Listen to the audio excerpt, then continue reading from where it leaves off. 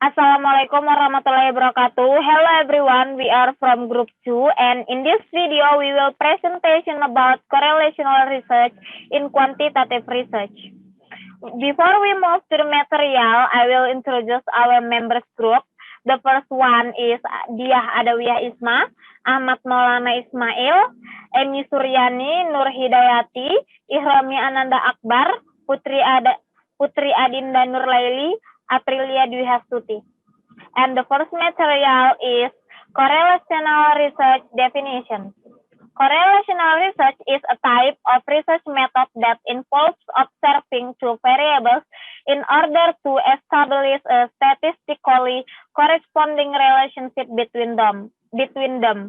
Also, a correlational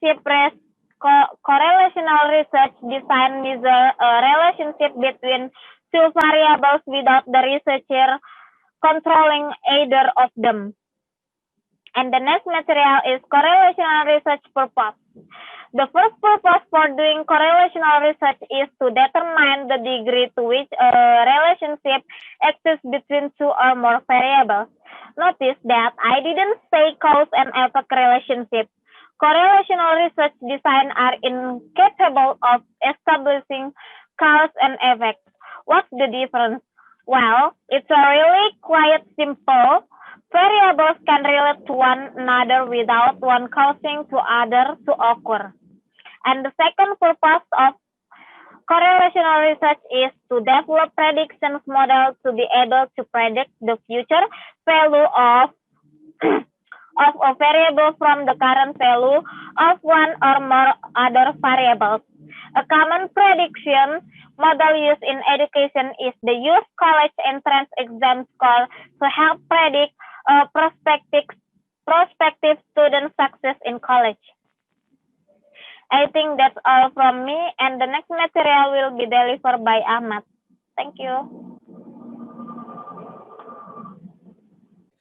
Okay, thank you for the time that has been given to me. Now I will explain about the equation. First, what is equation? Equation are commonly known as regression analysis methods is a quantitative research methods which is used when the study input modeling and analyzing several variables, where the relationship included a dependent variable and one or more independent variable. In the simple term, regression analysis is a quantitative method used to detect the nature of relationship between a dependent variable and one or more independent variable. Okay, next. Sorry, next.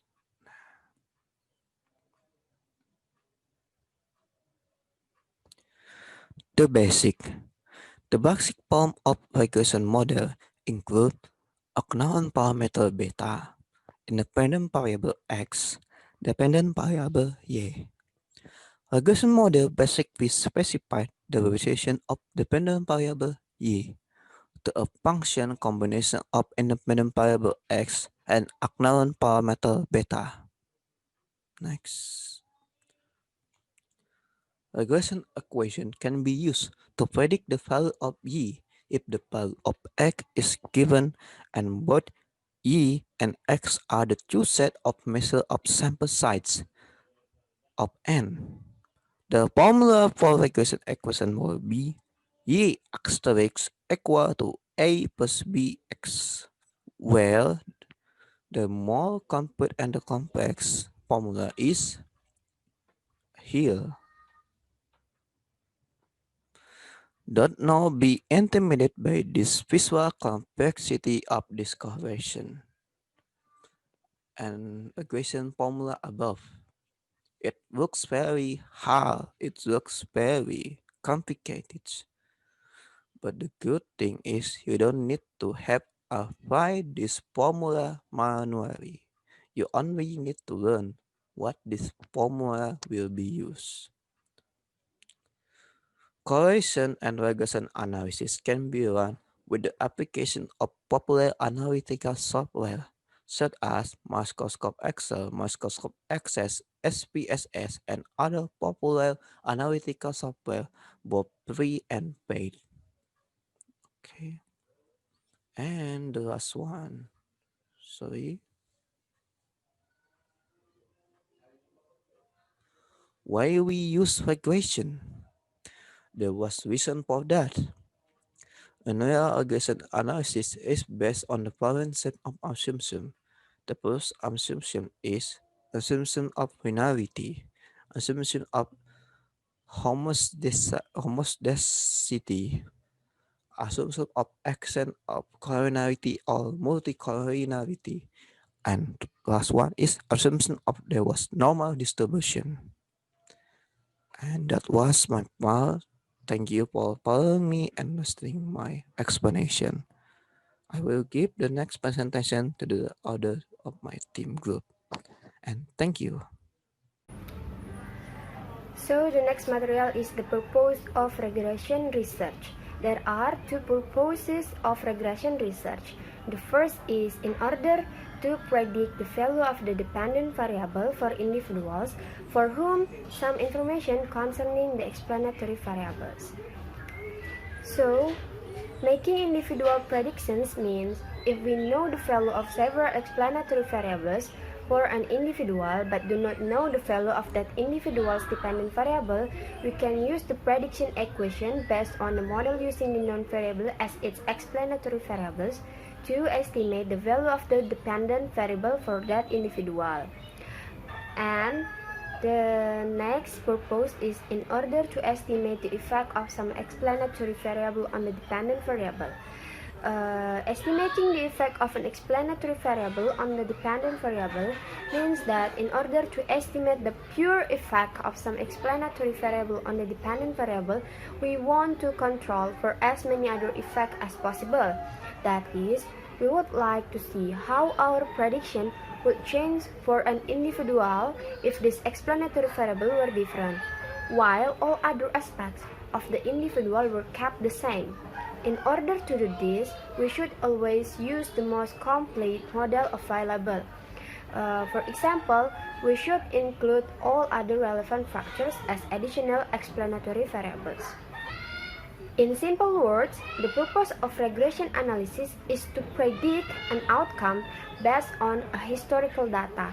This historical data is understood using regression analysis, and this understanding helps us build a model which to predict an outcome based on this regression model.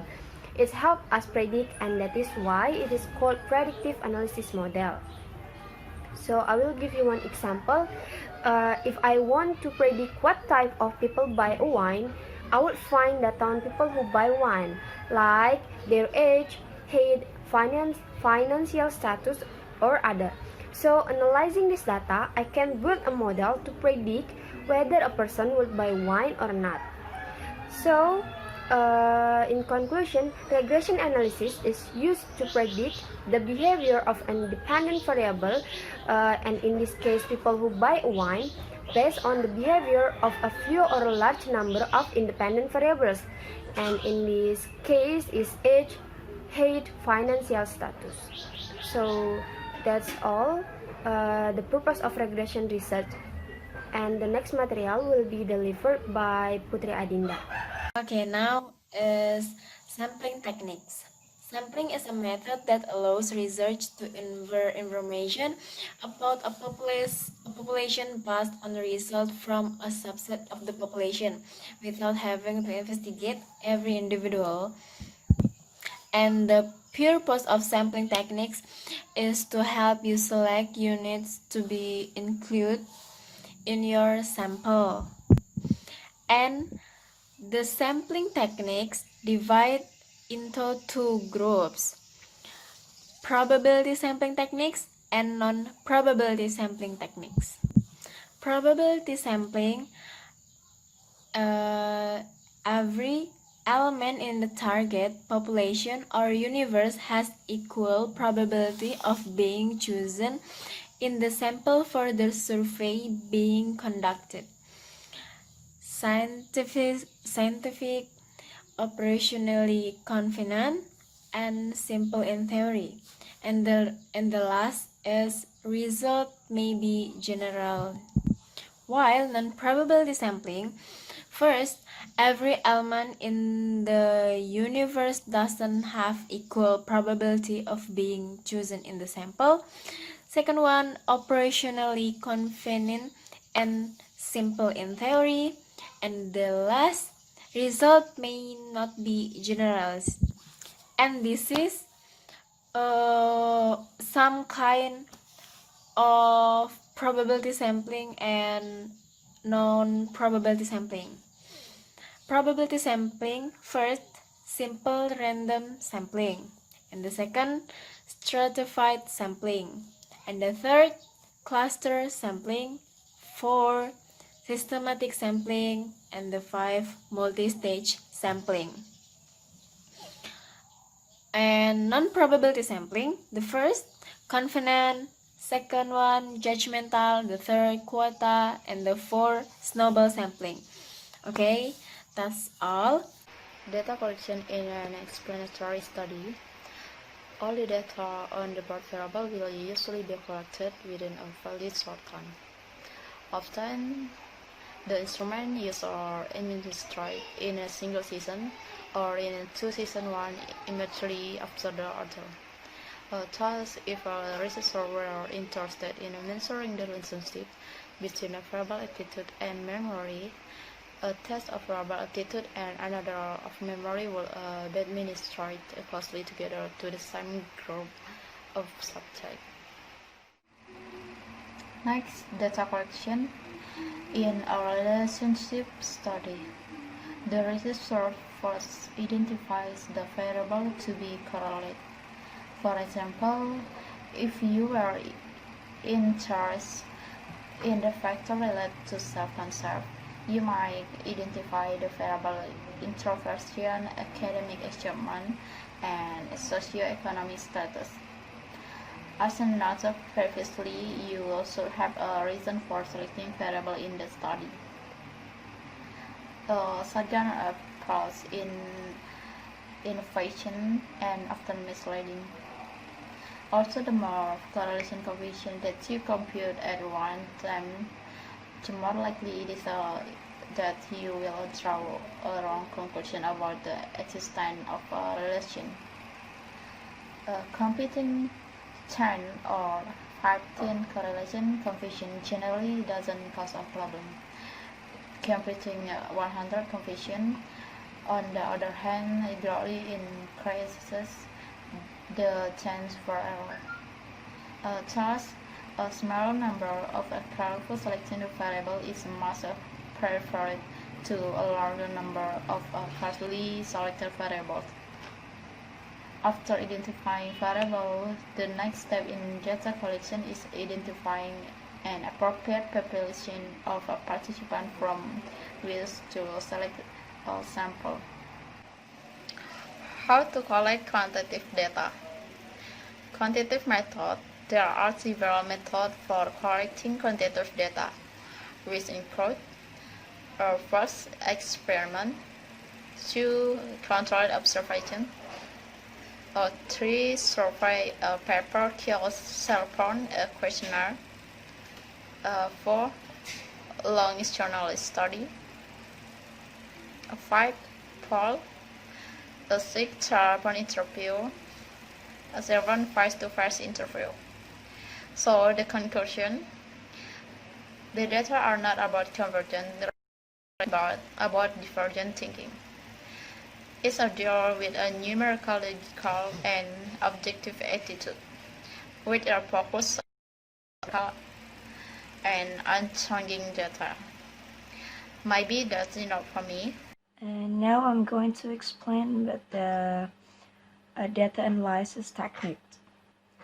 To analyze the relationship between variables, correlation coefficients are used. These coefficients are calculated on quantitative or qualitative variables. This will determine whether pairs and correlation coefficients that of spearmint or that of candle is calculated. Pearson's correlation coefficients is the covariance of the two variables divided by the product of their standard deviations. The form of the definitions involve a product moment. Pearson's correlation coefficients measures linear correlation between the two variables x and y. It has a value between +1 and -1. A value of +1 is total positive linear correlations. 0 is no linear correlations, and -1 is total negative linear correlations. You can see the formula at the slide. Spearman's rank correlation coefficients is a non-parametric measure of rank correlations. It assesses how well the relationship between two variables can be described using a monotonic function. The Spearman correlation between two variables is equal to the Pearson correlation between the rank values of those two variables. While Pearson correlation assesses linear relationships, Spearman's correlation assesses monotonic relationships.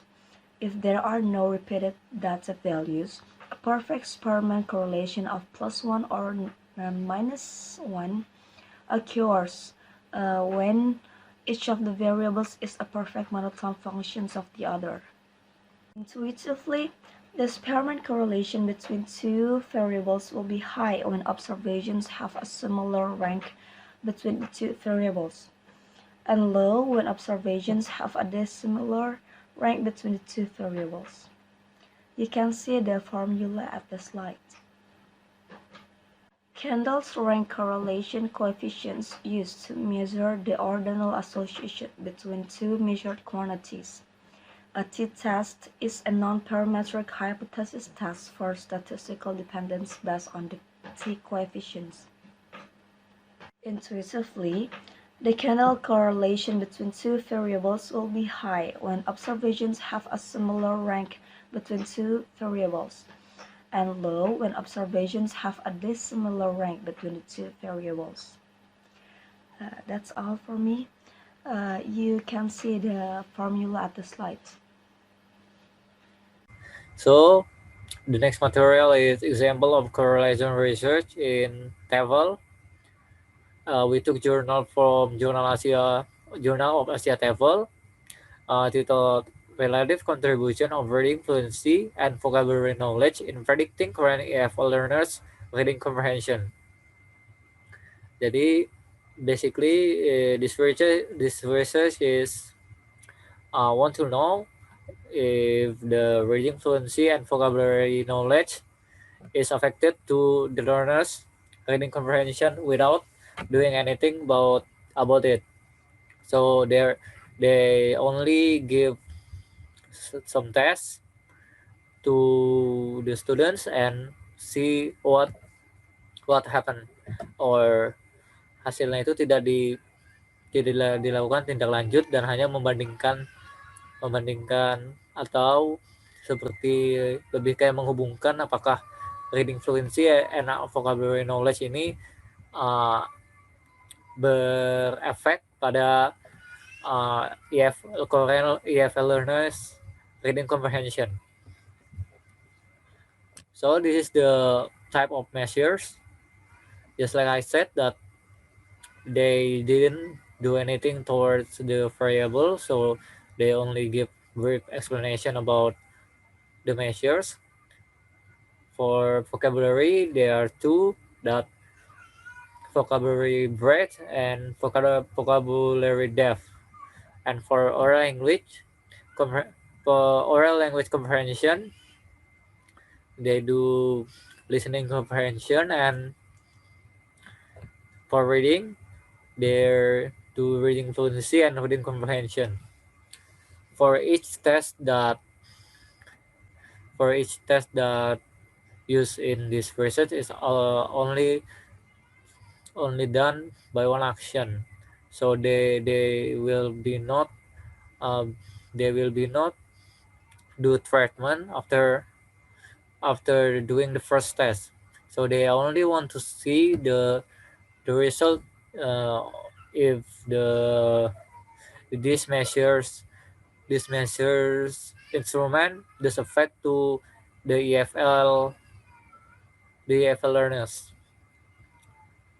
So, and this table 1 shows that the mean and standard deviation in, of the test, like listening comprehension, vocabulary breadth, vocabulary depth, synonym, antonyms, analogies, reading fluency, and reading comprehension. Just like I said, there will be not